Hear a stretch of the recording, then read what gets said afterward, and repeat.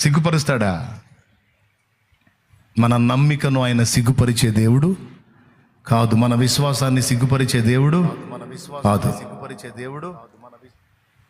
నమ్ముట నీ వలనైతే నమ్మువానికి సమస్తము సాధ్యమైన చిన్నవాడిని తీసుకొని రండని ఆ దయాన్ని వెళ్ళగొట్టి బాగు చేసి తండ్రికి అప్పచెప్పిన నా దేవుడు. కాబట్టి విశ్వాసంతో చూడటం, విశ్వాసంతో మాట్లాడటం, విశ్వాసంతో ఎదురు చూడటం, విశ్వాసంతో నడవటం నేర్చుకోవాలండి.